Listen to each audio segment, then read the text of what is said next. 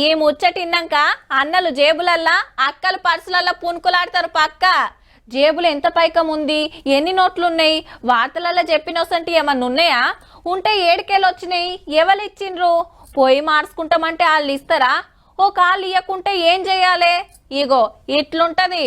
Have దొంగ నోట్ల ముచ్చట్నేనుల్లా. ఎందుకైనా మంచిది 500 నోట్లుంటే ఓ పరి చెకింగ్ చేసుకొనిరుల్లా.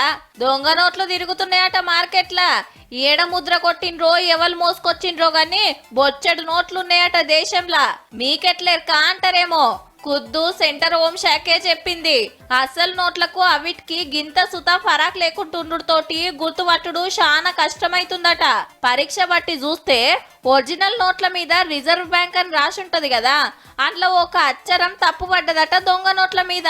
రిజర్వ్ బ్యాంక్ స్పెల్లింగ్ లా ఒరిజినల్ నోట్ల మీద ఈ అనే అక్షరం ఉంటే దొంగ నోట్ల మీద ఏ అనే అక్షరం ఉంటదట. గీ ఒక్క తేడా తప్ప కడమదంతా సేమ్ టు సేమ్ ఉంటాయట.